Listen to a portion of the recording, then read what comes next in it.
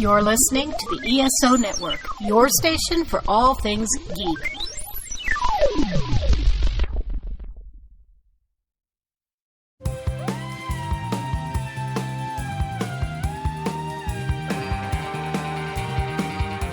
Hello, we are EnterpriseSplaining, the podcast where we explain Star Trek Enterprise to each other and to you. I'm Maria, and these are my co-hosts Bill. Hello. And Jamie. Hi. Today we are going to be talking about the Star Trek Enterprise episode The Seventh. However, I am the only person here who's actually watched this episode, so it's my job to explain to my co-hosts what happened. So let's get to it. Computer, what episode will we be talking about this week? The Seventh. After T'Pol is contacted by the Vulcan High Command, Archer, Mayweather, and T'Pol travel to an Arctic world to apprehend a fugitive. Okay, now it is time for Two Truths and a Lie. I am going to tell you two truths and a lie about this episode, The Seventh. And you can guess which is the lie. Are we ready? Number one. The Vulcans deliver a message from Earth, which turns out to be a water polo score where one team scored 7 points. Wait, the Vulcans deliver this message about what? Okay. Okay. That's definitely true. Number two, Trip impersonates Archer. True. Okay. And number three, Phlox becomes the acting captain because it turns out he's seventh in line in the command structure. I want that one to be true so bad. I'm going to go with Phlox. That's yeah, wait, I got to count people who would be ahead of him. Okay. We have Archer, we have T'Pol, Trip, Malcolm, Travis, Hoshi, and Phlox would be the seventh. Okay, so that's got to be true. But that means one of the others is not true. I'm going to go with Phlox is put in command. No, I believe Phlox. The other ones. I don't believe that Trip impersonates Archer. There are two scenarios where that could be true. One is that Trip has to... We need to speak to Captain Archer right now, and Trip just gets on comms and says that he's Captain Archer. I really want to see him, dressed, trying to do Scott Bakula, redoes his hair. Although it's sort of a lateral move between the two of those. I mean, how long did it take us to tell them apart when we first started watching this? Okay. While you ponder about that, let's hear a little bit more about one of our sister podcasts on the ESO network. Step behind the curtain of Tinseltown with the Tales from Hollywoodland podcast. Join our hosts as they dive into the legends, the lore, and the untold stories of Hollywood's golden age and beyond. From iconic stars and scandalous secrets to the legacy of the silver screen, no story is too big and no details too small. Whether you're a diehard film buff or just love a great behind-the-scenes tale, this is the show for you. Tales from Hollywoodland. Your Hollywood adventure starts right here. Okay, cold open. The Enterprise is flying through space, and we start with T'Pol in her quarters reading a book. Her console beeps, and she gets out of bed. She pushes some buttons on the console, and an older Vulcan woman comes on the screen. T'Pol asks if something is wrong, and the woman says, "We've located Manos." T'Pol asks where, and the woman says less than 3 days from her present location. T'Pol asks if she's certain it's him, and the woman says yes. And we fade out and into the theme song. Wow, that's So fast. is she reading an actual book, or is she reading a data pad? No, she's reading an actual book. It has Vulcan script on it. I didn't actually think about it, but it is a physical book. Okay. I don't know how people are getting physical books, but... Yeah. So that brings us to the Diane Warren update of the week. Jamie, what do you have for us today? Well, I've got a couple more things about that documentary about Diane Warren I watched. All right. Again, it was called Diane Warren Relentless, and you can watch it on streaming on Masterclass. So today I just want to talk about 3 different partnerships that she had over the last decade or so. So the first one is Lady Gaga. She wrote the song Till It Happens to You with Lady Gaga for the documentary The Hunting Ground, which was the documentary about sexual assault on campuses. And it was nominated for an Oscar. And it turned out that Diane Warren, when she was a teenager, had been sexually abused and had never told anyone about it. But then when she was working on this song with Lady Gaga, and Lady Gaga was talking to her about her own experience with assault, it helped her like come to terms with it and be able to come out both to her parents and publicly as a sexual assault survivor. And it like kind of helped her with that. And so this song obviously is very, very close to her heart. Like from what I got out of the documentary, it kind of feels like this is like her number one of her songs. She believed that this song was going to like change the world. Like she just felt like she was going to come out with this song and everybody was going to think about sexual assault differently because they heard this song, and it was going to change everything, make the world better, and of course win the Oscar. She was so sure she was going to win this Oscar. And it was also considered the front runner. She was not the only one. It was the front runner song for these Oscars.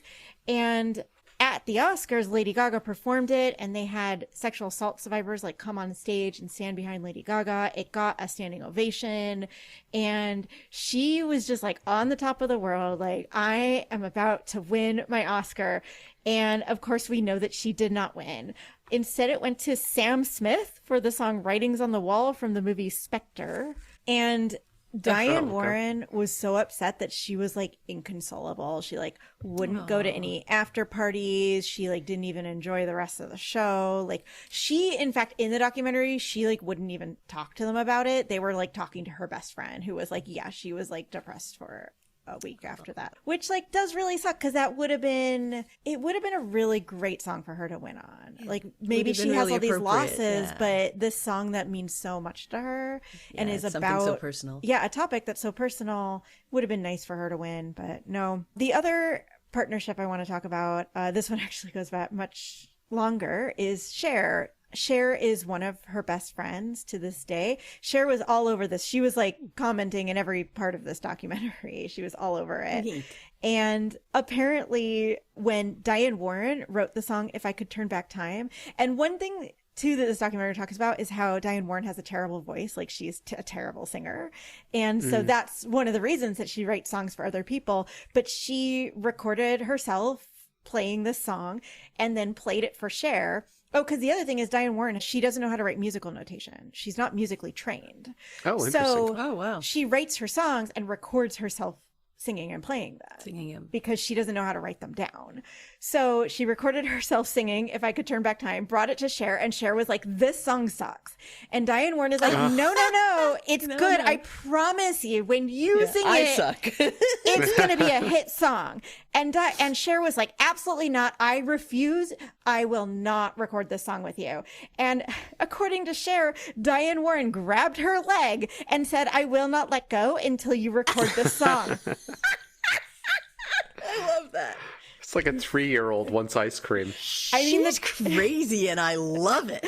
The documentary is called Relentless for a reason. Yeah, I guess so. So Cher said she just gave in and was like, fine, I'll record this stupid song. And so she recorded it, and it turned out it was great. Cher says to this day, it is her biggest hit. Yeah, it must be. It's probably her best known song, surely. So Diane Warren was right. The last partnership I want to talk about is Beyonce. And I gasped at near the end of this documentary when all of a sudden it cut to Beyonce, and Beyonce, they got her for this documentary to come on and talk about Diane Warren. Wow. Beyonce famously does not do interviews anymore. You can't even get a profile of her. She does not talk to anyone. But when this documentary, which was like clearly not going to go anywhere, as we know it's on Masterclass, called Beyonce and was like, do you want to talk about Diane Warren? She said yes, which really goes to show like the power that Diane Warren has. Plus, this all happened post Diane Warren being all shady about Beyonce on Twitter. Right. But Beyonce said that Diane Warren called Jay-Z and told him that she had a song for his wife and made him go get her to pass the phone to her so that she could play the song over the phone to Beyonce. Which I love Jay-Z being Beyonce's secretary. Like, Beyonce did not give Diane Warren her phone number. But somehow Jay-Z did. But Jay-Z did, and so she had to, like, call Jay-Z and be like, no, take the phone to her right now, and I'm gonna play this song for her over the phone. Because one of the things I learned from this about Diane Warren is a lot of times she'll start writing a song, and then she'll have a singer in mind when she's playing it. And so as she's writing it, she has somebody in mind and then calls them up after. And that's what Beyonce said. She had been like waiting for the day that she got a phone call from Diane Warren, that like even people at Beyonce's level are like, can't wait until the phone rings one day and it's Diane Warren being like, I wrote the song for you. That's amazing. Especially considering Beyonce usually writes her own music. And in fact, the song that they wrote together called I Was Here was the only song on that album that Beyonce did not take part in songwriting on. Okay. So very cool. Very cool. Yeah, I loved that. Yeah, so those are just like 3 stories I wanted to tell from it. Yeah, I loved the part of this documentary that was like other musicians telling stories about Diane Warren, but those were the 3 big ones that they got on it. Awesome. All right. Well, thanks, Jamie. So now that the theme song is complete, we can get into this episode. We come back to find T'Pol entering Archer's ready room, presumably the next morning. She looks a little rough, like maybe she didn't sleep very much. Archer is eating toast and drinking from a flask of coffee. Oh. Wait, I'm sorry. A flask of coffee? Yeah, he literally has a flask and a little cup, and he has the entire flask. And he's drinking out of a cup, but okay, but he's like pouring it into. Yeah, but he's clearly like this. I need this much coffee to start my day. A flask or like a carafe? No, it's like it's like a thermos. Like a thermos. Okay, a yeah, thermos. A flask is a very different thing. That plays into my. Sorry. Are you sure there's coffee in there? Archer is a secret alcoholic hiding his bourbon in shuttle pods, and now he just doesn't care anymore. I swear this flask is coffee, guys. This is definitely. Well, I assumed it was coffee. It could have been whatever. I just assumed that was what he was drinking. So she tells him that Admiral Forrest will be calling him this afternoon. Archer sort of raises an eyebrow and asks how she knows this. What did you tell him? What have I done now? She explains that she was contacted by the Vulcan High Command the night before, and they have requested her services regarding a matter of security. Archer obviously asks her for more information, but all she says is that Forrest will be contacting him this afternoon, and that Enterprise will be asked to alter course to the Pernea system, where she will need a shuttle pod and a pilot for 3 to 5 days. You might want to contact your lawyer. Yeah. Archer again asks her what's going on, but all she says is that a Vulcan ship is going to rendezvous with the Enterprise once her mission is complete. I bet I know who the pilot's going to be. He keeps trying to get more information out of her. He says she's obviously going to get someone to hand over to the Vulcans, but again, T'Pol just says that Forrest is going to be contacting him, and he realizes that she isn't going to tell him anything.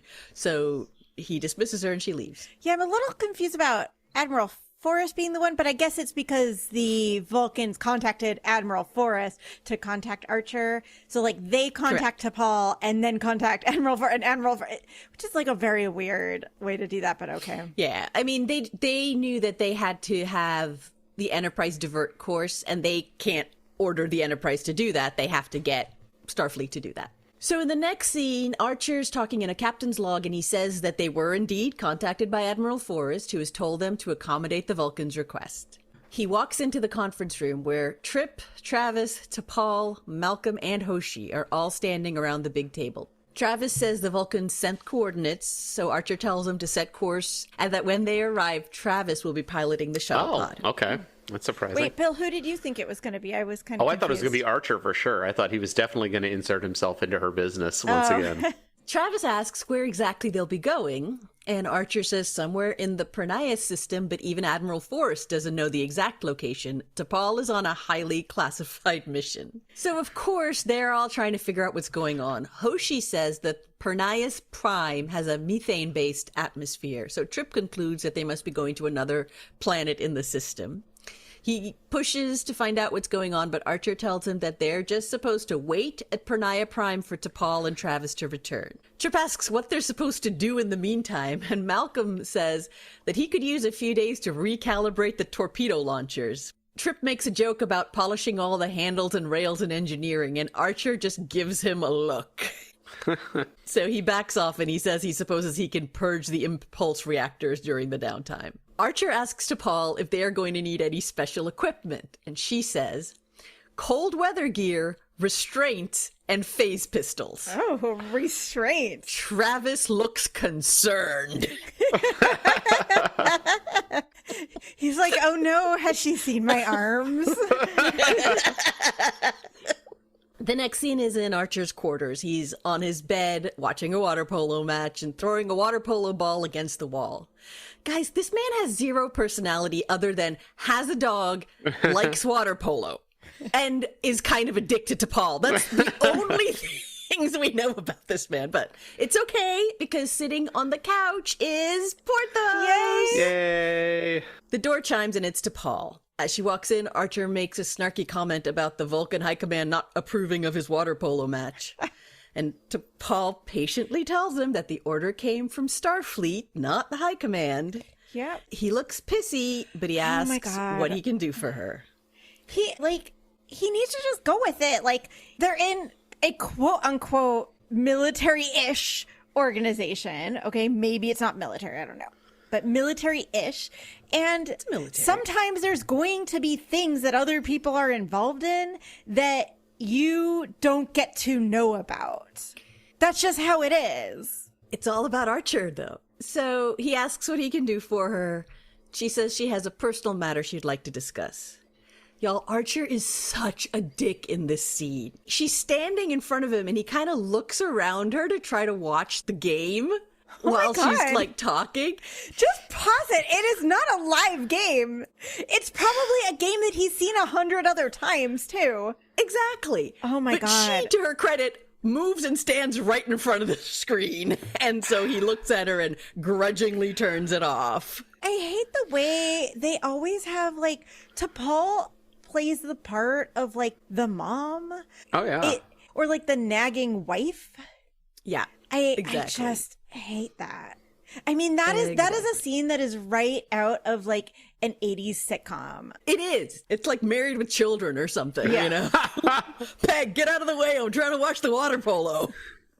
So, T'Pol says that before she joined the Vulcan Science Academy, she was assigned to the Ministry of Security and was trained in reconnaissance and retrieval. Archer finally looks serious and starts paying attention. He tells Porthos to move over and let T'Pol sit down. Porthos is a very good boy and moves almost before Archer gives the command, almost as if someone off screen was holding a treat out to him and calling him.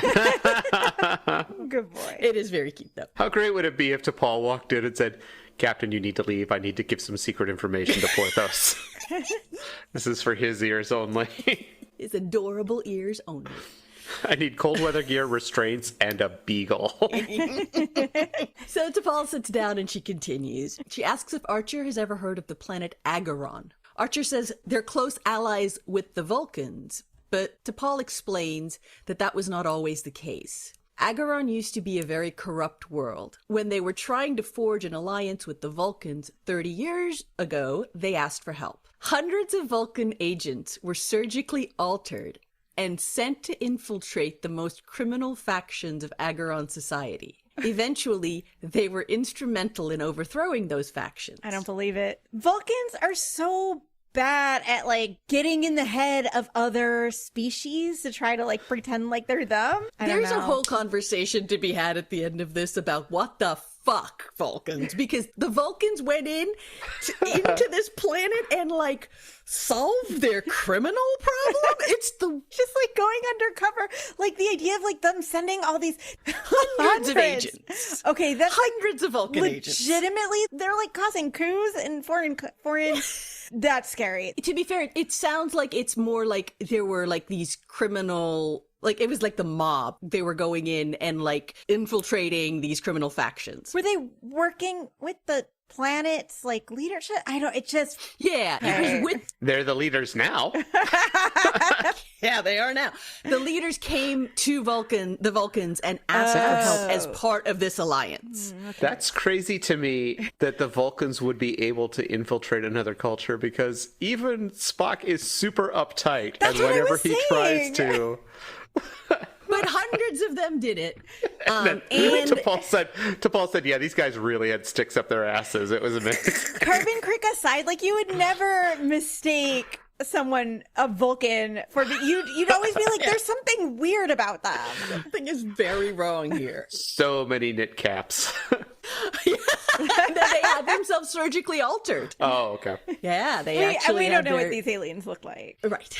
So after the alliance was formalized, all these agents were recalled and all returned voluntarily except for 19. So the Ministry of Security sent a team of newly trained operatives to apprehend these missing 19 spies. Sorry, I don't know, like there's like some missing spies, so then you have to send new spies and then New spies in to get the old spies. Yeah. It's a real old woman who swallowed a fly situation. Eventually, there were no Ankarans left on the planet. It was all Vulcan spies. T'Pol, she was one of the newly trained operatives, and she was assigned 6 fugitives, but she was only able to apprehend 5. And Archer correctly guessed that tomorrow she gets to go pick up number 6. And he asks why it has to be her, why someone else couldn't do it. And she says that the ministry considers it a matter of honor. what? How very Vulcan, says Archer. But is it? No, that is not. Vulcans are so practical. This is like, It's a matter of honor. No further explanation required. if the humans did it, I'd believe it. Right. Loyalty is an emotion, but honor is not. Yeah. Oh, just you wait. Archer asks her why she's telling him all this, and she says she would like him to come with her. Oh, wow. Switcheroo. Archer's jaw drops a little, just like y'all's just did. She says the man she's going after is extremely dangerous, and it would be wise for her to have assistance. Little side shot at Travis there. But also, like, the Vulcans couldn't have had like, presumably the Vulcans are like very familiar with this culture. Archer then says, well, there's a Vulcan ship coming. Why can't she ask for help from the Vulcans? And she says she would prefer it if it was him. And he just doesn't understand why. And she says, I need to be with someone I can trust. And Archer looks even more confused, to his credit. It's like, really? Because I was like, this is the person who literally could barely listen to her a minute ago because water polo was on, and he was like, shh, scooch over. I've got to watch this water polo game for the 500th time. Yeah. Yeah. But Tripp said he was busy, so I'm down to you. Are they going to go undercover? Oh my God. Do we get to see them wearing fake criminal clothes? Oh. Are they gonna have to pretend to be married and like they stay in a hotel and there's only one bed? There's only one blanket. Once again, y'all are writing a better episode. So he looks confused, but he doesn't reply. So she starts to leave, saying that if he doesn't want to help her, she understands. But before she gets to the door, he stops her and asks the name of the man they are going to apprehend. T'Pol tells him his name is Minos, and Archer nods and says he'll see her in the morning. T'Pol looks somewhat relieved and leaves. His wife had sex with a bull and created a half-man, half-bull hybrid to keep in a labyrinth. I spent a lot of time trying to figure out a Minos the Hands of Fate joke Oh, here. I've been saying that in my head every single time. That's gotta be the title somehow, but I couldn't come up with a good one. Maybe we'll have one by the end of this episode. Every time you say that, I'm just mentally at the Hands of Fate. Yep. Okay. Next scene, Archer and Tripp are walking through the ship, and Tripp is dying to know what's going on. But now Archer is giving the party line. They'll be back in 3 to 5 days. And 3 to 5 nights. 3 to 5 nights. Isn't it fun, like, when there's a big secret and you're on the outside and it sucks, and then you get brought in, and then Yeah. I just like love I that. can't tell you now. Archer tells Tripp that if the Vulcan ship shows up, he doesn't want them to know that he's on this mission with T'Pol.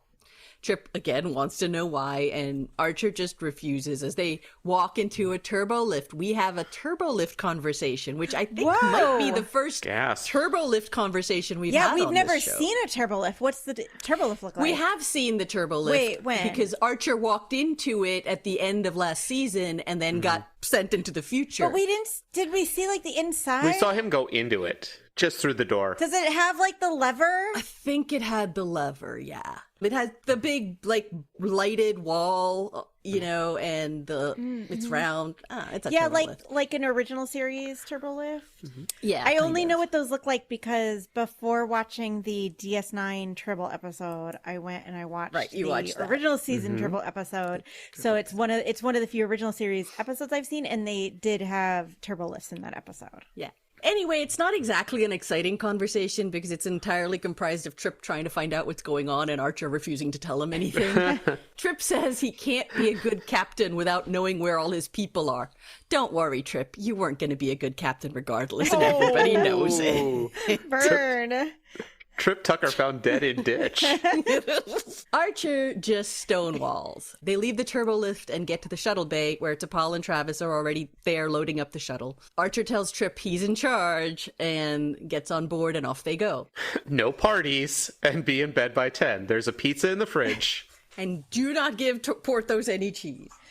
Wait, did you say, is Travis still going with them to pilot? Yeah. Oh, okay. Yeah. For some reason, I thought that maybe he was going to stay and Archer was going to go, but... No, they still need a pilot. Okay. They're both going. En route, T'Pol briefs Archer and Travis about Minos. Minos is being played by Bruce Davison, who is a character actor you will most certainly recognize. He's been in hundreds of things.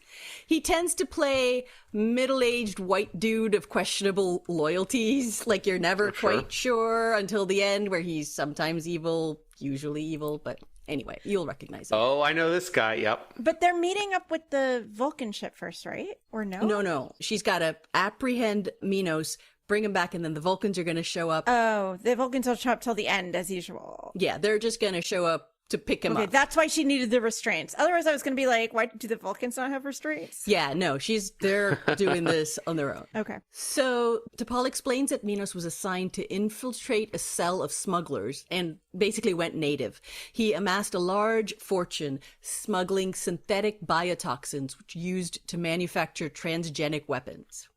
T'Pol spent 3 months looking for him, but he was really rich, so he had really good intel. So whenever she got close, she'd find out he'd left like a day or two prior. I love the idea of like a Vulcan criminal underground like smuggler. Like I don't think and at least in the Star Trek I've seen, I don't think I've ever seen that before. Like that side of a Vulcan. There was like one. There was one in Picard. I haven't seen Picard. But yeah, that's the only one that I can think of. Yeah. She only tracked him down once on Risa. She says they thought they were invulnerable. They, says Archer. And she looks at him a little surprised and she says he thought he was invulnerable, that no one would think to look for him in such a peaceful place. She says she chased after him and actually got within 10 or 20 meters of him. And we suddenly get a flashback of a younger T'Pol running through the woods. And everything is kind of tinted this yellow color, and she's chasing someone. Back on the shuttle, T'Pol snaps out of it and says that she never found him again until now. Well, okay, technically she did not find him again, but okay. Other people found him. Is this a Kaiser Soze situation? That's right. Is this Kaiser Soze? Is it T'Pol? T'Pol has been the villain all the time. Again, would have been a better episode. So they land at this outpost, which is basically like a raised platform that's built into the side of a mountain. It's sort of two platforms at right angles, like a corner shelf, and the outer edges are the landing platforms, and in the center there's some buildings. And it's snowing. We cut to a bar and pan across a wretched hive of scum and villainy, it's just a normal, a bunch of different species. There's definitely some Klingons. There may even have been a Cardassian in there. Basically a bunch of bumpy-headed folks in dust-colored clothes. Fun. How are Archer and T'Pol dressed? Are they like in uniform or are they like... We pan over to the door, which opens, and in walk these three dorks. They're in these big puffy jackets with hoods. And they kind of look like kids on Halloween whose mom insisted they wear a coat even though it covers up their costume. Like, the hoods in particular are really dorky amazing. looking. They're sort of square rather than round. So wait, Travis is with them. Yep, all three of them walk in. Oh, wow, cool. I would have thought Travis that gets Travis. to do something. Yeah, I would have thought he would have stayed on the shuttle, but excited that he's not. Oh, fantastic. I'm sure he's just going to be there to like get kidnapped or something. They Save figured him. they needed... He's a dangerous person. They needed an extra pair of hands. Couldn't hurt. Does everything in the bar just stop as everybody turns, like the jukebox goes off as everybody turns to look at them? You kind of expect that. But they definitely get side-eyed. They haven't had any stuff done to make themselves look like other aliens, right? Okay. Nope, they just look normal. They walk in, and T'Pol scans and determines that Minos is somewhere in the bar. In fact, he's within 30 meters. Archer takes off his hood and hat because Scott Bakula knows exactly how dorky he looks with that hood up. He tells Travis to watch the door, and he and T'Pol walk through the bar looking for Minos. We get a bunch of shots of them looking at shady people and shady people looking back at them, and then suddenly T'Pol looks straight ahead of her and sees Minos in a mirror. He's right behind her. She turns around, but before she can do anything, this giant alien walks in between them, knocks her out of the way, and by the time that she gets up, Excuse me? she's really into getting knocked out of the way, I guess. Sorry. By the time she gets up, Minos is gone. She looks around, and then she leans over and like looks over behind the bar, which is actually super smart because that's actually where he went. Unfortunately, we see him slip away under there, but she does not. So she goes back to Archer and tells him that she saw Minos but doesn't know where he is. Archer pauses and thinks for a moment and then does the strangest damned thing. He jumps up on a table and whistles loudly. Travis on the other side of the room is alerted, which I guess was what he was trying to do, but then someone starts shooting at Archer, and it's Minos. Ah, that's an escalation. Maybe he was just trying to draw his fire? I watched this episode multiple times, do not understand why he did this. Anyway, the bar goes nuts, everybody is shouting. Nobody's actually like panicking and leaving, but there's a lot of chaos. One guy gets slid across the bar, another guy takes a portrait off the wall and slams another guy's head over it. So they're crawling around, they're getting fired at, they're trying to figure out where Minos is. At one point, we kind of see him behind some people and Archer runs up, but when he gets there, he realizes it's all good because Travis is holding a stunner on Minos. Nice. He's got him before either of them because T'Pol just walks up as well. They cuff him and leave the bar, ignoring Minos' protest that they have no jurisdiction there. While they are dealing with that, it's time to check in with Captain Trip. Yeah. Captain Trip is pretty excited to be captain. Yeah, we've seen. There's been times when Archer and T'Pol have like gone down to a planet together, right? Or But not for days. It's been hours that he's been in charge, and it's been in a specific situation. This is we got nothing to do, and I'm the captain. Oh, please tell me he goes mad with power. He's like made himself a hat. Well, he's hosting a little lunch for Malcolm and Phlox in the captain's dining room. Oh, This amazing. man even has water polo on the TV in the background. he doesn't even.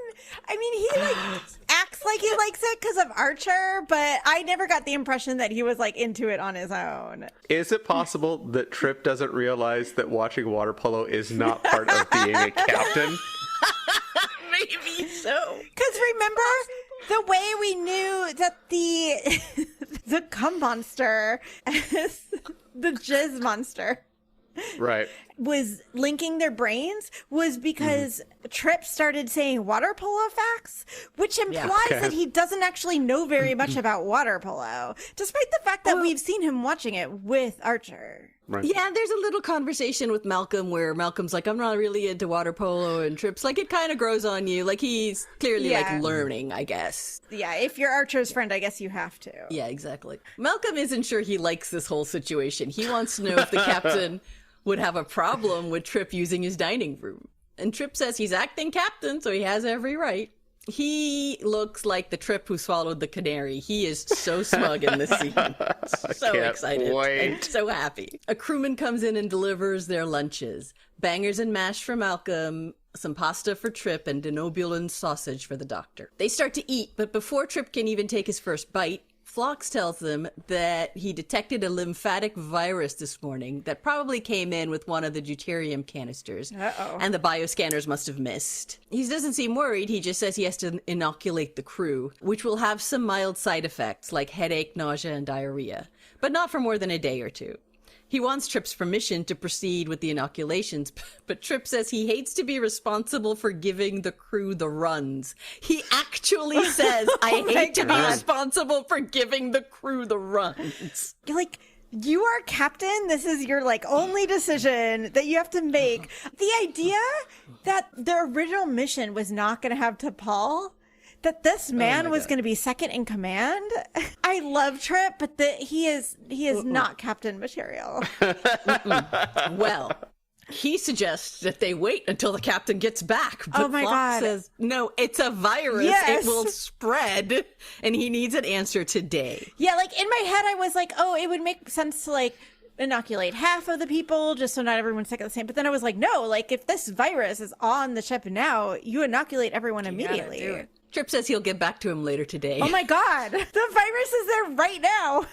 Oh my god. Phlox tells him not to wait too long. Oh my god. Once again, Trip tries to eat at least one piece of his bow tie pasta when Malcolm starts in on him. He wants to recalibrate the torpedo launchers, and that means he needs to divert computer access from main engineering. Trip says that means they'd have to power down the warp core, and Malcolm says it'll only be for a day. It's not like they're going anywhere.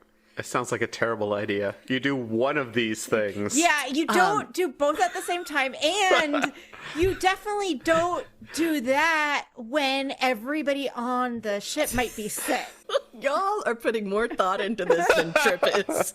Malcolm says they're not going anywhere. And Trip says, yeah, but we're also not at war. Yet, Trip. You're not at war yet. Point of order, you've started wars with many of the civilizations. Yeah, are they not at war with the Suliban? It feels like they're at war with the Suliban. Exactly. Trip says he isn't comfortable taking the engines offline right now. Malcolm, as Bill has noted before, is a messy bitch who lives for drama.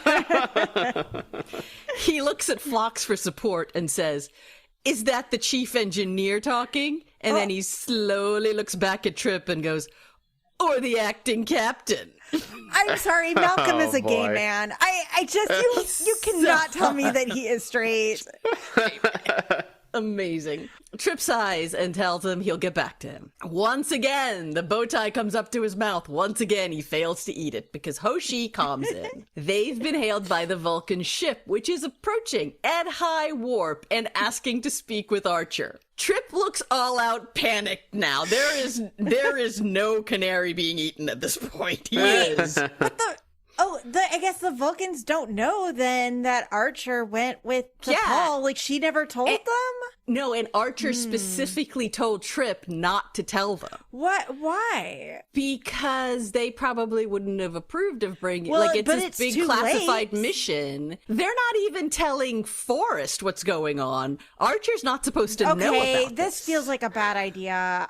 Because the Vulcans hate his stinking guts. He was involved with the destruction of their most holy site. I can understand that, but like, do it first, and then once he's gone, tell them it's too late now for them to do anything about it.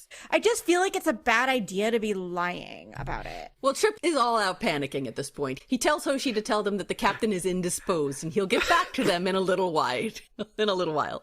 I'm sorry, the entire crew has diarrhea right now, the captain.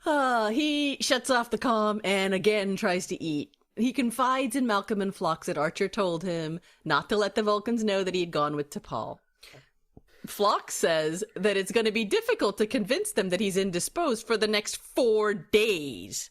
And poor sweet baby Trip had not thought that far ahead. Were the Vulcans not supposed to come till later? Did they come early? Yeah. Okay. They're early. So that's why. They're early. Trip looks like a puppy who's had his treats taken away. And Hoshi calms in again. She says that the Vulcan captain has a message from Admiral Forrest, and he's very eager to talk to Archer. She wants to know what to tell him. I'm sorry, this is not Trip's fault. This is Archer's fault. Like, Oh, for sure. Archer should never have put Trip in this situation. Like, Archer should not be putting his subordinate in a situation where he now has to lie to the Vulcans, but also potentially lie to Starfleet. Right. Like, he could get in some serious trouble for this. Yep. So God, Archer's such a dick. Like, I'm sorry. Like, it's such a horrible thing to do to somebody who is not only his subordinate, but his friend. But to be fair, this was all kind of thrown on Archer too. And so he's, we don't know if like T'Pol said, hey, I would rather that they don't know that you're coming with me or what. Like, yeah, but it's a weird situation. He should not have put Trip in this situation. And I think Archer didn't think that the Vulcans would get there early, right? He thought it would all be done by the time the Vulcans showed up. But he's not big on backup plans. We know this. This is one for the record book. Archer has made a questionable command decision, the consequences of which are paying off in unexpected ways. Trip's head is beginning to hurt. He tells Koshi, you guessed it, that he'll get back to her. Oof. And he picks his fork back up and looks at the pasta and then puts it back down. He's lost his appetite because he's just got a whole heaping plate of command decisions to chew on. Okay, but one of them is easy, and that is inoculate your crew against this disease that is potentially spreading around your ship. Back at the outpost, a security officer is confirming that T'Pol's warrant for Minos is valid. However, they can't take them to their shuttle right away because they are thermalizing the landing deck. Okay. Which for some reason takes 4 hours and involves covering the whole deck with acid. Just gonna let that sink in for a minute. You think you'd warn people when you're coming in? They'd be like, hey, there'd be signs everywhere. Like, can you imagine like an airport is gonna have to shut down for 4 hours in the middle of a busy day? They would have signs everywhere that's like, this is what's happening. Like, thermalizing is an interesting word to use for that process. Yeah. There isn't a jail cell or anything that they can put Minos in, so they end up going back to the bar and handcuffing Minos to a table leg, basically, like he's... I feel like they're gonna turn around and he's just gonna lift up the table. Yeah. It's like when people attach their like bikes to a pole and like the bike thieves come and just like lift up the pole and steal the bike. Archer is worried that Minos has allies at the bar who might try to rescue him, but T'Pol assures him that Vulcan intelligence was very clear that Minos works alone. I know that they don't have like a jail cell, but there's got to be like some private room, like even a conference room that no one's using that they can go in instead of a crowded bar. The security guy was kind of a dick too. Like, he was not being helpful. He didn't have any desire to be helpful to them. So this sounds like a setup to me, like he's paid the security forces off, like to help him, if somebody comes and arrests me, help me escape. Well, T'Pol assures Archer that Minos works alone. And Minos says, I haven't always. And he looks at T'Pol, and she immediately flashes back to that yellow forest where we see Minos running. And then we see another guy running behind him with T'Pol in pursuit. Could he be the seventh? That was exactly the minute that I figured that out too. Minos starts talking to Archer and Travis. He identifies them as human. And he tells them that the Vulcans want to rehabilitate him, to bring him home, to repointify his ears, to flatten his forehead, and have him forget the life that they taught him to live. They assumed that he'd become corrupt, and he ran because he didn't want to spend 3 years in a Vulcan rehabilitation clinic. He says he isn't a thief or a smuggler, and he never was. He worked with thieves and smugglers because that was his job. But he says he spent the last 20 years surviving by hauling spent warp injector casings. And that's how he's been able to feed his family. Can you definitely tell that he's Vulcan? Nope. Oh. He looks like a bumpy the way he's acting. Does he act like a Vulcan? No, not at all. Oh, Not at all. interesting. So he says he's been hauling warp injector casings, and it's not a healthy occupation. He says a doctor on Andoria told him that his hemolytic count is over 3,000. Basically, he's dying because of exposure to, I guess, warp plasma radiation. The spent casings must be radioactive. He asks Travis to go into his left front pocket, which Travis eventually does in spite of T'Pol being like, be careful. He pulls it out and it's a pocket hologram, and he switches it on and he looks sadly at the hologram of a woman and two kids waving. He says the injector casings are going to take him away from his family soon enough. He doesn't want to die in a Vulcan prison. T'Pol says that her information has him smuggling biotoxins, and he denies it. He says that the Vulcans are lying and all they want is to have every agent accounted for. But sorry, Vulcans don't lie. We all know Vulcans have such a hard time lying. They rarely lie. Never lie. God, Vulcans, do Vulcans ever tell the truth? Are Vulcans only able to lie? If you only watched Enterprise, that was what you would think. Vulcans are the biggest liars. They just have cultivated this reputation for not being liars. This guy's like, no, the Vulcans are lying. And I'm like, yeah, that checks out. Yeah. Archer says that if he's innocent, there's nothing to worry about. He'll get a trial. But Minos explains that he's actually guilty, not of the smuggling or anything, but of running away when they ordered him back. He's accused of being a fugitive, and he is. But he says he doesn't deserve to go to prison for that, and he doesn't deserve to be shot. And Archer, confused, tells him nobody's gonna shoot him. And Minos looks at T'Pol and says, what about her? T'Pol looks back at him and has another yellow flashback. This time, it's clearly two men running away from her. The second man is scared and keeps turning back and stumbling. Then she flashes to another scene of a Vulcan woman holding T'Pol down as she struggles, and another Vulcan standing over them holding a book. It's like a split-second scene, and then we come back to T'Pol basically screaming at Minos that he's lying. Whoa. Okay. Losing her. I've never seen her lose her cool. She's losing her composure. It's still T'Pol, so she's still quite reserved, but she's clearly upset. And she has her knife pulled out and she lunges at him. Archer runs to stop her, but she isn't going to stab him. He has some straps on his jacket and she cuts them off. It's like a thick canvas, I guess, belt of some sort. And she takes those straps and starts wrapping and tying them around her shoes. Archer asks her what she's doing, and she says she's going to his ship to prove that he's lying. If he's telling the truth, all she should find is used warp injector casings. And she's not going to let a little acid stop her. Oh, okay. I was like, I don't understand. So these straps are not gonna, she can walk on the acid? Okay. So she runs out, ignoring Archer's warning, and runs across the platform, which is covered in acid, but also covered in snow. And this is a real dumb situation, y'all. It's just dumb. What? I don't understand. Because it's snowing. So, she's, running. You don't see anything. You don't see her shoes smoking or anything. But it's clearly precarious. If she had fallen, she would have absolutely gotten a face full of acid. However. But the snow is coming down, but there's not snow on the ground because presumably when it hits the acid, it gets destroyed. Oh, it seemed like there was snow on the ground too. I don't know. It seemed like it's going to be slippery. Which is it snow or is it acid? I don't know, man. I don't know. Forecast for today is acid mixed with snow. So she runs across the platform to the ship, and as she's running, she has another yellow flashback. It's really, really quick. We see her running on the platform, then she's running in the forest, then we see her screaming, like she's clearly in agony and people are restraining her. She makes it into the ship and runs into the cargo bay and starts breaking open containers. The first is full of warp injector casings. So is the second. She's panting and upset and yellow flashbacks again.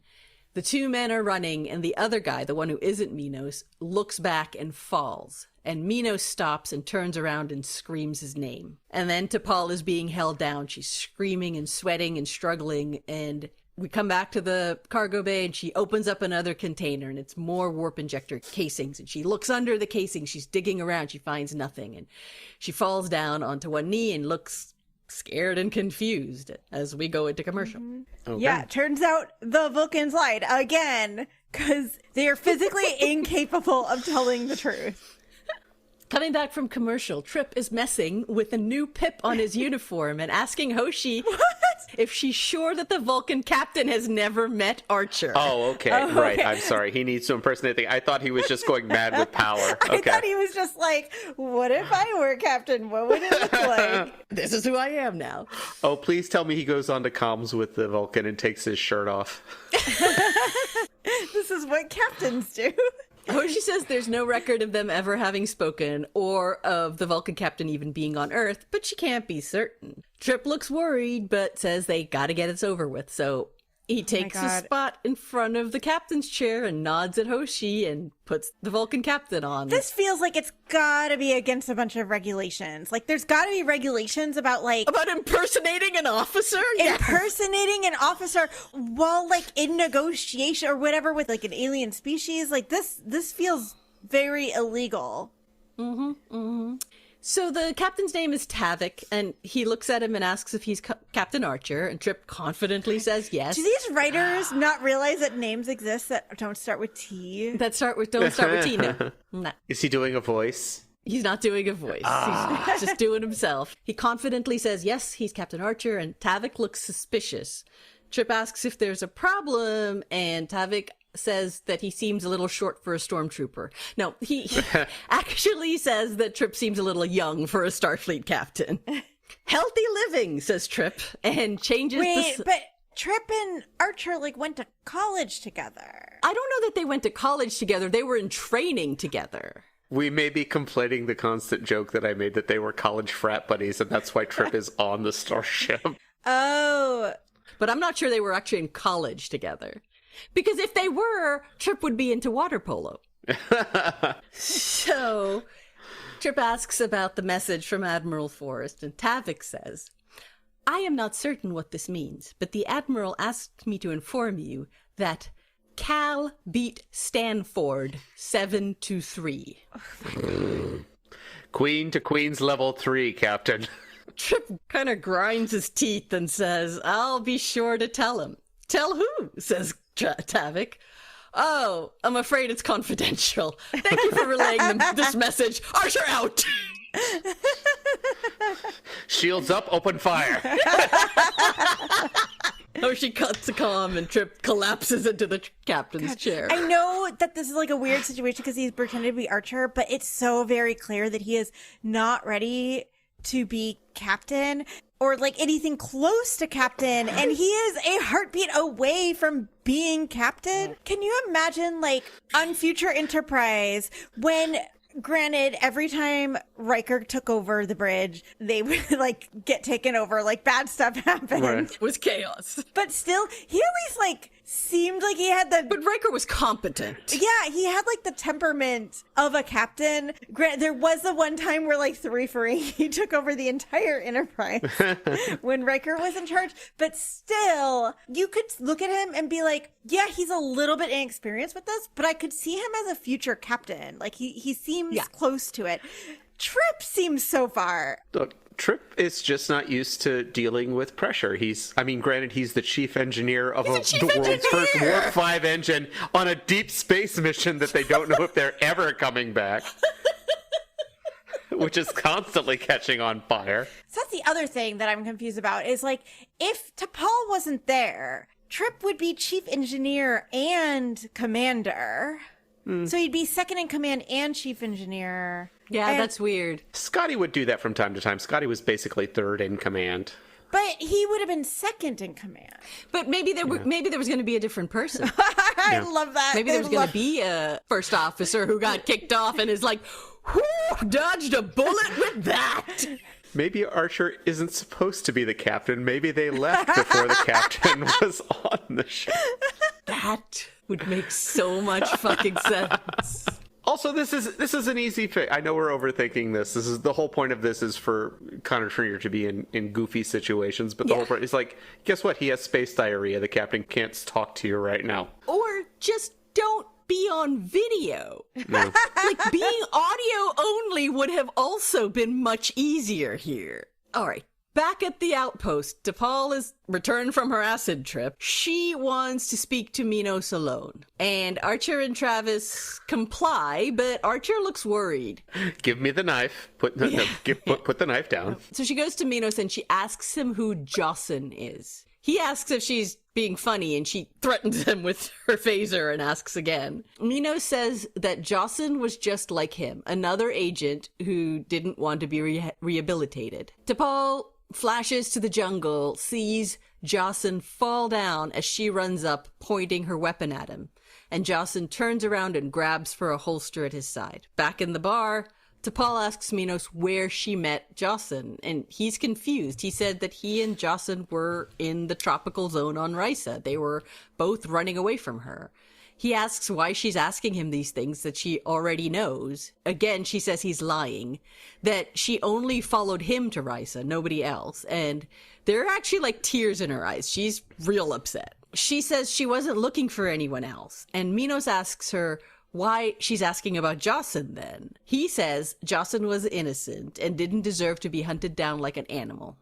And we flash to that scene again. Jocelyn reaching for a weapon, T'Pol aiming, and a weapon firing. T'Pol says, I killed him. And Minos confirms this and says that, again, Jocelyn was innocent and didn't deserve to be killed, just like him. It's interesting they use the word rehabilitation for coming back. And it does make me think, especially because this guy isn't acting very Vulcan, it does make me think that in order for them to go undercover, they have to like stop doing their meditations and feel all their emotions and stuff, but Have their emotions, yeah, maybe so. yeah, and maybe that's one of the reasons he doesn't want to go back or something, because yeah, rehabilitation definitely sounds like, I assume, I mean, I'm not a spy, but I'm sure you're not. No, we believe you. if a spy was undercover, my thought is when they come out from undercover, they don't I'm sure that there's like something they have to go through, but like a reintegration process. yeah, like rehabilitation is a very strange word for it. And it definitely, especially because Vulcans do act so strange normally, that it does make me think that maybe there's like a lot to this spy process, like more than even a normal spy. Well, that's that's a fairly common trope of going undercover stories. Is like, I don't know if I'm a criminal or a cop anymore.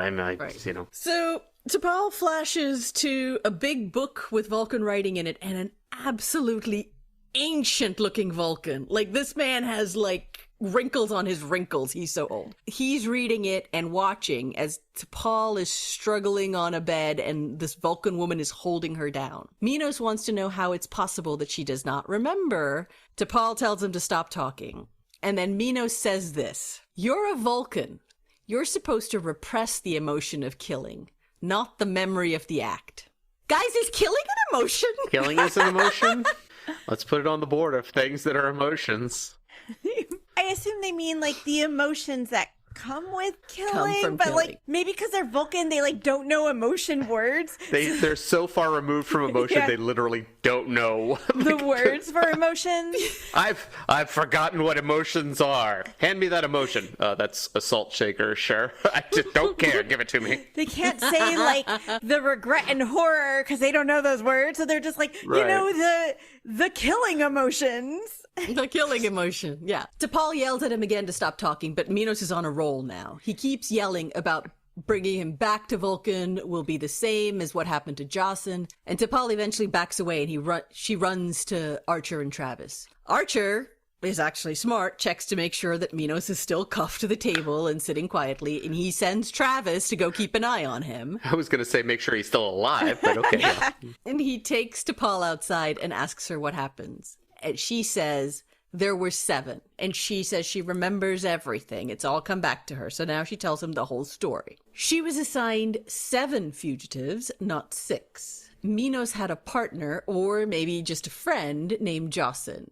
She chased them. Jocelyn fell. He reached for his weapon, and she fired first and killed him. She had forgotten all of that until now. Okay, that's weird. She describes what she calls an obsolete Vulcan ritual called a Folara, where the memory of an event is repressed along with the emotions associated with the event. Oh. Ooh, that sounds super healthy. Yeah. sorry, I just want to like sit on with this for a moment. That actually makes sense to me, because I've definitely wondered about, I mean, Vulcans, like, they're repressing their emotions, but there are situations where I feel like no matter how good you are in like a really terrifying or really traumatic situation, I was like always a little bit like, I don't really get how they do it in those situations. So it makes sense to me that there's situations that are so traumatic that you can't repress the emotion. You have to actually repress the entire memory. Yeah. So after she killed Jocelyn, she returned to Vulcan and could not get past the guilt of killing someone, killing anyone. Mm-hmm. She resigned her position at the ministry and went to fucking pajama. Okay. Because apparently it's the only place we've ever heard of. So. And I mean, Steven brought this up. He was like, these guys just don't know that there are other planets. It's Pajem, it's Risa, it's the Andorians. Like, there are other planets. You don't have to. Anyway, so she resigned her position, went to Pajem, and worked with one of the monks to help her manage her guilt and the despair of having taken a life. But she couldn't get past it. Archer asked her why she felt guilty when Jocelyn was clearly about to fire. And she again flashes back to that scene of him reaching for the weapon, but says she was never really sure what his intentions were. So, because they couldn't get her to get past this guilt, they performed this Falara ritual, and she left the sanctuary with no recollection of Jocelyn or the ritual or any of it. Oh boy. I find it strange that they sent her to pick up this guy where it could trigger these memories. You'd think they would be like trying to make sure she stays away from this situation. Yeah, and as soon as she got the first call about the new mission, it all started coming back to her. And now she's kind of freaking out. What if Jocelyn wasn't a smuggler? What if he was just an innocent guy? Then it really wouldn't matter if he had a weapon or not. She still killed an innocent man. Archer says that makes no sense and asks her what Minos said to her. Then she says that Minos' ship showed no signs of anything other than the injector casings, that he has a family, and that they should really be able to check if he actually is dying of radiation poisoning. Again, Archer asks what Minos said to her, but before she can reply, there's an explosion in the bar. The door flies open and people start running out. Oh, great. Running out in, I'm sorry, isn't there Acid? Yeah. acid? Thank you. Mm-hmm. Isn't there acid out there? Well, they're on, so T'Pol and Archer are kind of on like a little raised patio above there, so they're all running out there, but it's not very big, so that's still a very relevant question. But T'Pol and Archer fight their way past the crowd. Sorry, I just can't get over the acid. There's just like, for some reason, they just need for 4 hours to just dump acid on everything. We gotta throw acid on absolutely everything. Sorry, really funny. Okay, sorry. It gets so much better, you guys. So they fight their way past the crowd that's trying to escape. They go into the bar. The corner that they were in is now fully engulfed in flames. Yikes. Minos is still sitting cuffed to the table in the midst of the blaze.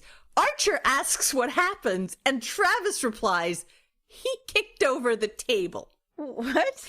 So I'm not exactly sure how kicking over the table caused what is clearly an inferno. Like, the whole bar is on fire. See Mrs. O'Leary's cow? What's... Was there like a candle on the table? Like, you said it was an explosion. It sounded like an explosion. Everything is in flames. Like, the entire bar's on fire. I don't know what he did, but whatever he did, that shit blew up. Minos, sitting amidst the flames like the "this is fine" dog, says, Thank you. He'd rather burn to death here than be taken to Vulcan and punished for crimes he never committed. T'Pol lunges over the flames and uncuffs him.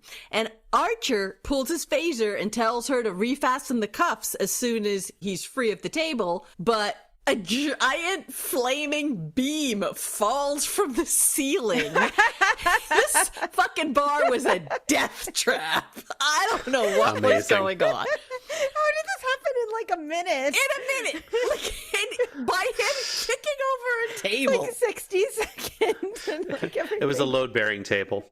So this flaming beam falls down. T'Pol gets knocked over. Minos makes a run for it. And Archer and Travis try to help T'Pol. So they run outside. Archer asks her where Minos' ship is. And T'Pol actually initially hesitates, but Archer reminds her that her mission is to deliver him back to Vulca, not to determine whether he's innocent or guilty. So she runs towards the ship and they follow. We see a bunch of ships taking off from the platform. I guess the acid is no longer a problem because everyone managed to get out fine. Archer, T'Pol, and Travis go onto Minos' ship. Their weapons are drawn. T'Pol scans and says Minos is not on board, but Archer wants to be sure, so they search the ship. They go back into the cargo bay, and Archer says that now they all have to go through decon because they've all been exposed to these injector cells with the radiation, because apparently the decon also helps with exposure to radiation. Oh, okay.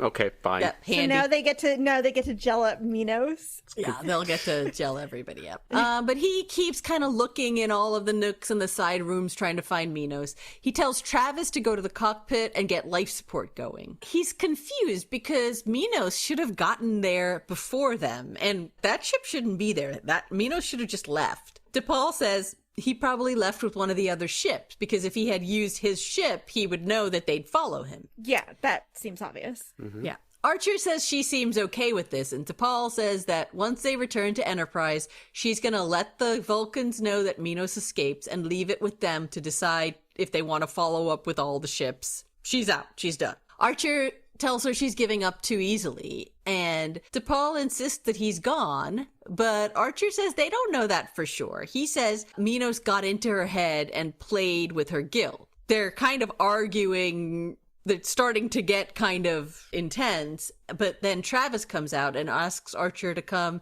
to the cockpit because he's found something strange, and Archer goes to check it out. T'Pol stays in the cargo bay. She's still pissed. In the cockpit, which looks a lot like the cockpit of the Millennium Falcon, it's like just enough space for the two of them. Travis shows Archer a panel that he says he noticed when he was bringing the life support up, and we see kind of tubes and lights blinking in the panel. There's a lot of energy flowing through it. They have no idea what it is. It's really the only thing in the ship that was still powered on. And Archer says, well, there's only one way to figure out what it is, and he reaches in and pushes the button to turn it off. And the ship explodes.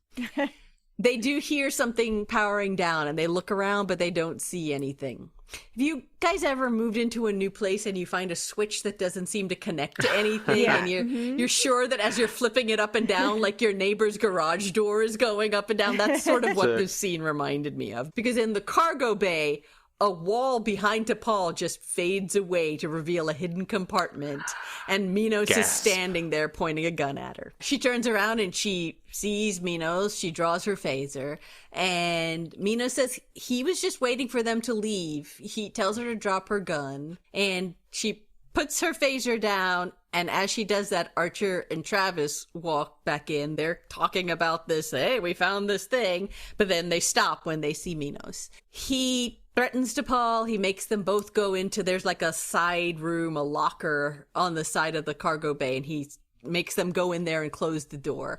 And he's keeping T'Pol outside as insurance. So they put their guns down on a barrel and they walk into the locker and they close the door. Minos gives T'Pol the code to lock the door. He tells her it's a very specific tone, so he'll know if she doesn't use the right code.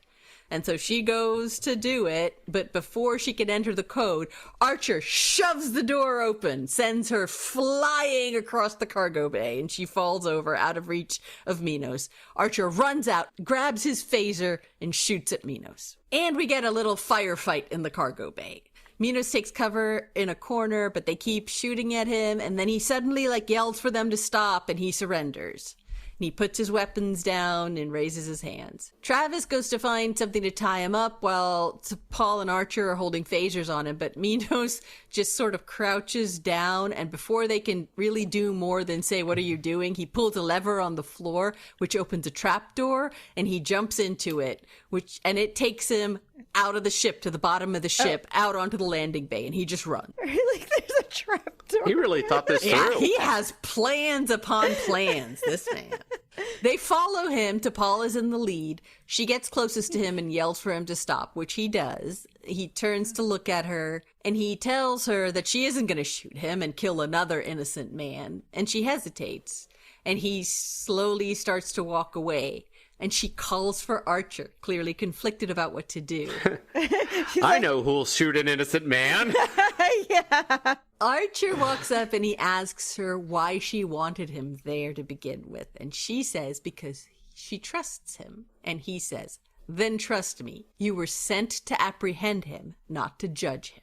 And again, she hesitates, but just as he's about to walk out of range, she fires and he falls over. It's so interesting to me. Archer, who is always skeptical of the motives of the Vulcans, in this case is like, no, like the Vulcan said to apprehend, like, you should just do it.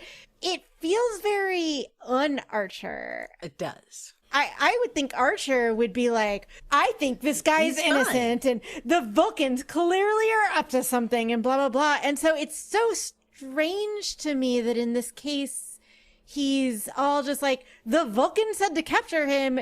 It's your mission. Just do it. Like, to me, that feels very Malcolm. Mm-hmm.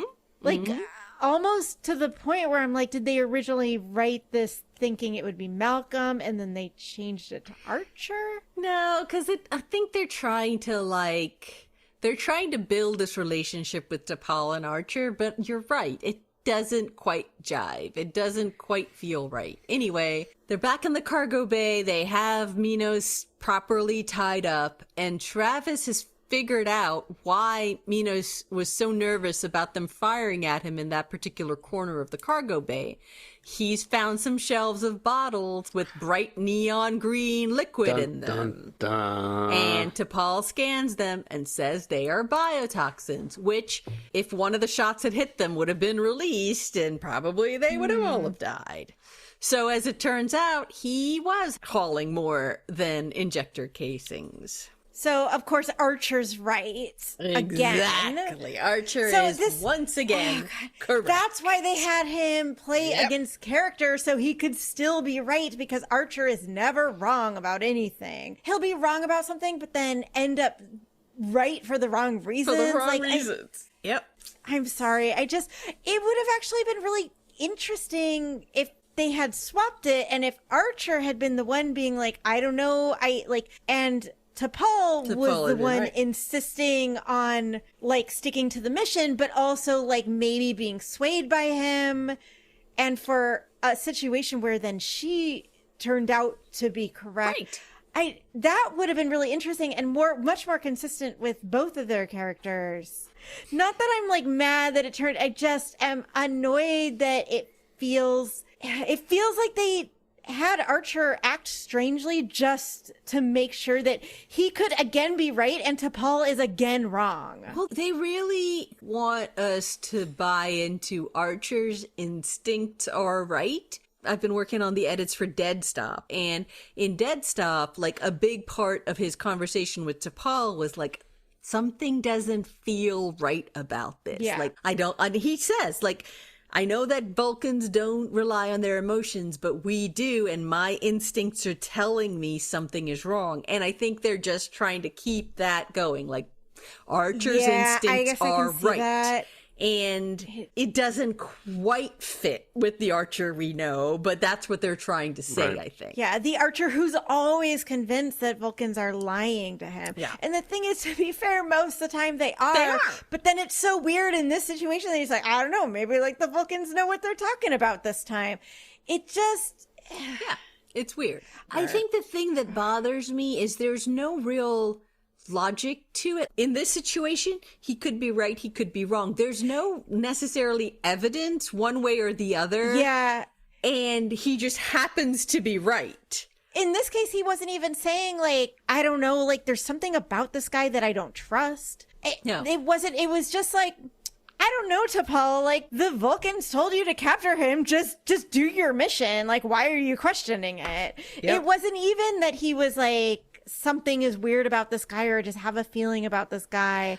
I mean, it does feel a little bit like he has that instinct, but it's not, he doesn't actually ever say that, right? So, next scene, the shuttle pod is docking back with Enterprise, and Archer is giving a captain's log talking about they've transferred Minos to the custody of the Vulcans and they're going home. Archer is in his ready room checking in with Trip, who is still trying to figure out what the fuck happened on the mission. Archer is still keeping shtum. He's not saying anything. He tells Trip to go to warp, and Trip signs off. He's mad about it, but he can't do anything about it. The door chimes, and it's T'Pol. And Archer snarkily asks if he's about to get another call from Admiral Forrest. And T'Pol very quietly says, no, sir. And he realizes that she's still kind of messed up about this whole thing. And so he apologizes, and he actually offers her some time off to deal with all these new memories. She says it's not necessary. She was much younger then. And Archer says that she's also been spending a lot of time around humans. And she responds, you do have a way of putting questionable actions behind you. Shots fired! Can you please teach me how to not care about killing innocent people? Can you teach me how to ignore my empathy? Archer just says that when you don't have the ability to repress emotions, you learn to deal with them and move on. And T'Pol nods. And Archer asks if there's anything else, and T'Pol says if there is ever a time when he needs someone he can trust. And Archer says he won't forget. And she leaves, and he looks thoughtful, and end of episode. I have to say, as much as it is funny or just annoying with Archer, who never seems to really have that much empathy for things, the idea behind that I do really like this idea that, like, because Vulcans repress their emotions, when they do have emotions that can't be repressed, they, like, absolutely cannot deal with them. Mm-hmm. So even like I was talking about, I mean, even humans obviously have trouble getting past traumatic situations, but that would be even worse for Vulcans, who generally don't even deal with small bits of emotion. And don't really have like emotional intelligence almost. But not even so much the infrastructure, the emotional infrastructure of therapy and people like counselors and people like, presumably, Vulcans don't have any of that except go to Pajem and make them forget. Like, they'll make you forget everything that happened. Yeah. Like, that's their method. Like they tried other things first. So presumably, like, they have other things that they do to try to... Yeah. But I'm guessing that all of those have to do with repressing, not, like, coming to terms with it. Right. And then if those don't work, then they're like... I guess we'll just remove your memory of the events. So, overall impressions. As with so many episodes in this show, this had the potential to be really good and interesting, but it was just poorly written. Even the dialogue really didn't make a whole lot of sense. It all felt really contrived. And I think the main reason that it was so contrived was they took phasers. So they had the ability to stun Minos the entire time. And at the end, I understand, like, T'Pol hesitated to shoot him, not so much because she wasn't worried about killing him, but she wasn't sure it was fair to give him up to the authorities. But still, he was running away. Like, stun him, finish checking everything out, give yourself the time to figure out what's going on. And then if you still think it isn't fair to give him up to the Vulcans, let him go. But they didn't do that. They were just like, oh no, it's either shoot him or let him go. That was the only options. I get the feeling, though, that even stunning people can be quite dangerous to them. Sure. Like that. I even like on TNG, like they're not just like, we need this person to be out of commission, we're just gonna stun them. Like, to me, it's like tasering somebody. But I don't think that was that didn't feel like what she was worried about. But yeah, like, when he's running away, he's running away, just shoot him. We've seen this too. Remember with Archer and that one Suliban, where like Archer's like hesitating to shoot him, and I'm like, it's fine, just stun him. It's fucking shoot him. It's fine. It's better than him getting away. He's literally trying to kill you, and let me tell tell you his phaser is not set to stun. Yeah. I mean, there were just a few, like, there was some contrived plot points that were just there for narrative purposes, but we'll talk more about that in technical difficulties. Two truths and a lie outcome. Phlox didn't ever take over command. Sorry. That sucks. I would have loved to see that. I was so excited when I did the exact number count that you did, and I was like, 7! I can do this! I was so excited. It did feel like with Trip and all that stuff going down that it could have happened. Yeah. They happened to have a 7 in the score of the water polo match. I was like, this is too perfect. Porthos good boy scale, one adorable scene with Porthos on the couch and then being a very good boy when Archer tells him to move when T'Pol has to sit. Very cute. Technical difficulties. The acid on the fucking landing platform made no sense at all. So, there was no security. T'Pol just put that shit on her feet and ran out. There was nobody who stopped her, or there was no signage. Yeah. There was nothing. You'd think if the acid was so dangerous, there would be signs everywhere. They'd be so scared of getting sued by someone who, like, didn't hear about the acid. It was a bar. They walked out of a bar. Like, how do you know, like, some guy's not gonna stumble out there and walk onto the acid? There was nothing to prevent it. The bar was even open. You'd think, like, if you can't leave the bar for 4 hours, they would shut down the bar. They wouldn't just be like, by the way, everybody in this bar, you're not allowed to leave for 4 hours. It was so bizarre.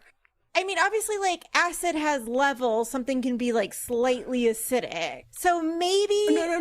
No, because I didn't say this, but in the scene where the security officer told them about the acid, he was like, you can go out there, but you're not going to have any feet left. Or something like that. Whoa, like it was okay, so yeah, it was like acid. Acid that will fuck you up. Yeah, it's not lemon juice. It's like dissolve your feet. Yeah. Okay. But not the straps that she put over her feet. Apparently it all worked out fine, but it really made no sense. Never asked, never answered. Something in this episode that made no sense and was never explained. What happened to all the things that Trip had to deal with? The vaccines. What did happen to all that? Malcolm's torpedo test. Did he ever step up as acting captain? Did anyone get the runs? Thank God we never got to find out. None of that. The closure to that whole storyline is Trip pretending to be Archer. And that was it. We don't even get to know what his decisions were on anything. None of it. I really thought it was gonna, like, at the end we were gonna get a little bit, like, show, like, at the very end showing him, like, making decisions and like no longer questioning everything, and it would have been really nice to see that, and I feel like it would have been in character for Trip to finally, like, he hesitates a little bit but eventually steps up. I think that would have been legit, but nope, it's never so happens. Weird that it never goes back to any of that. That's so strange. Okay. What the creepiest things that Phlox said or did in this episode, man, Phlox was just trying to do his job. He was just trying to give them their shots. Trip was just not helping. It's like, Trip, this is not a hard decision. It's a rubber stamp, Trip. People on the ship will get sick. I have a thing that can help them. There are some potential side effects. We good? Yes, you're good. You don't need to question this. Like, this is not a hard decision to make, Trip. Yep.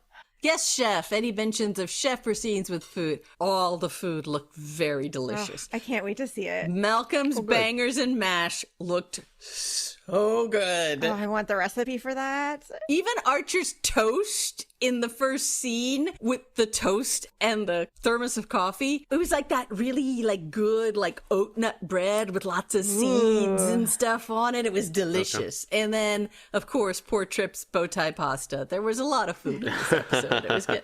I know we always do all these callbacks and stuff, and we never. I noticed like we've stopped like say we just like assume everybody's listened to all our episodes, but I know sometimes we have newer people. So just to explain, Chef Dorothy is the chef that was behind the scenes on Enterprise making all the food. And I, at one point, was asking if anybody knew where I could find her brownie recipe.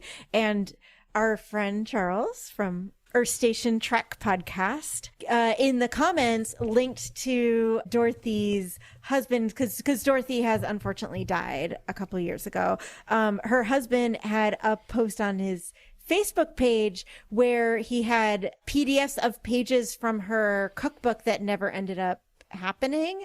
And I now want to look at that cookbook to see if it had bangers and mash, because that sounds great. Where is HR? Less of an HR issue on the Enterprise and more with the Vulcans. What the fuck were they doing? First of all, sending a couple hundred agents to infiltrate criminal gangs on the planet of a potential ally? It's very not Vulcan. And why did the Vulcans send T'Pol on this mission? They had to have known it would have messed her up. I am beginning to think that the Vulcans are actively trying to mess with Enterprise and trying to do it by messing with T'Pol. Like, they were like, she is the only competent person on this ship. So we're gonna fuck her up as much as we can. Like, we're gonna bring back all of her trauma. I think you're theorizing that she's a sleeper agent that they put on, and they've decided now to activate her to kill everybody on this ship. So that's it. This is the segment of our show we like to call Will's Holorecs, where we give each of our Rikermendations for the non-Enterprise related content we've been consuming in our holodecks this week. So, Bill, what do you got? I am very excited about this recommendation because this is a film that was not available in any way, shape, or form for a very long time. And it's a movie called The Fall from 2006, directed by Tarsem, who is probably best known for directing the Jennifer Lopez movie The Cell. It is an amazing movie that I believe he funded almost entirely himself. It stars Lee Pace. It's set in 1915's Los Angeles. He plays a stuntman who was critically injured doing a stunt, and while he's recovering in a hospital, he meets a small immigrant girl who has also broken her arm. And together they start to tell a story. So part of the movie is the two of them in this hospital, and part of the movie is the story that the two of them are telling, and it is so visually amazing. They traveled all over the world to shoot this, and there are just some amazing flourishes. So, for example, one of the examples is that Lee Pace, who was playing a cowboy in the movie he was injured on, describes a character as an Indian, and he is very clearly talking about a Native American. But we see what the little girl is imagining, and she's imagining an Indian from India, and it's just an absolutely staggering, beautiful story that is told in a very childlike way. Cool. And you can watch this now on streaming platforms, and Mubi, who is doing a 4K restoration, will have a Blu-ray out later this year. So, The Fall, 2006. Nice. All right, Jamie, what you got? So the other day I was listening to an episode of the podcast, You Must Remember This, where they talked about the director George Cukor, and it reminded me about one of my favorite movies, which is also, I know, a movie that Bill really loves. Bill, do you know what I'm gonna... The Women? The Women, yes. The 1939 movie, The Women. I know you do. It's so good. It's possible that I may have originally watched it because of you, Bill. Like, I think that you may have convinced me to watch it. But it stars Norma Shearer, and Joan Crawford then plays like the woman that Shearer's husband is cheating on her with. And it is so fun and witty. These women, there are lines in this movie that are so cutting. Joan Crawford's line reads are so good. But my absolute favorite part is and this isn't really a spoiler, but the last third or so of the movie takes place on what is essentially a divorce ranch in Nevada. Because apparently in the 30s, no-fault divorce was not legal in most states, but it was legal in Nevada, but you had to have residency there by living there for 90 days. Yep. So if you were a woman and you wanted to divorce your husband and you had the money to do so, there were just ranches that catered to these women. So you would just go to Nevada and like hang out on a ranch with other women who want divorces for 90 days. And then like on day 91, you'd go in and like file your divorce papers. God, that sounds great. And I'm like, this is so fun. I know. I'm like, I am not looking to have a divorce. Like Eric, don't worry about it. I'm very happy, but I do want to go hang out on a divorce ranch. That sounds so fun. The movie is The Women. It is so good. So good. Absolutely no men in the movie whatsoever. I love it. All right. Well, my recommendation is a video game, which I know is unusual for me. I never, ever recommend video games, or very rarely. I have started playing on the Switch the new Carmen Sandiego video game, and I love it. It's all puzzles and logic puzzles and figuring stuff out, and it's super fun. It's on Twitch, it's on PC, it's on multiple places. So if you like mysteries and puzzles like I do, I think you'll enjoy the new Carmen Sandiego video game. And that's the episode. Thank you so much for listening. Next week, we will revisit this episode as a second contact and hear what JB and Bill think about this episode once they've actually watched it. Special thanks to K.O. Myers at Particulate Media for sound assistance, to our friend David for our beautiful cover art, and to John Stephen King for being the voice of our computer. If you liked the show, please rate, review, and subscribe on your podcast app of choice and tell your friends about it. We really do appreciate it.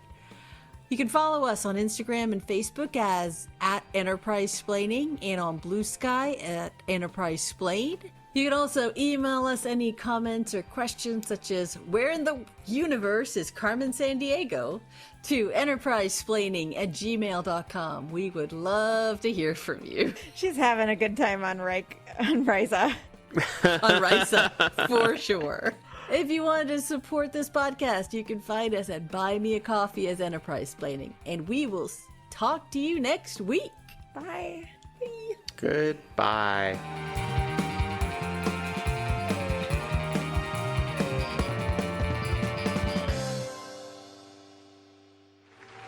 Computer and program.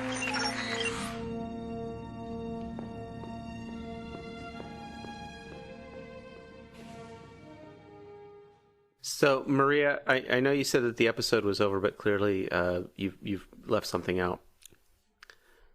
Where's the cave? There's no cave? There were No, where's the cave? No caves! There were no caves in this episode. Not even... Was the bar called the cave? There was not even a reference to a cave. This has been a broadcast of the ESO Network. Be part of the crew and help support our shows by donating to our ESO Patreon or by shopping at the TeePublic store, which can all be found at www.esonetwork.com. The ESO Network, your station for all things geek.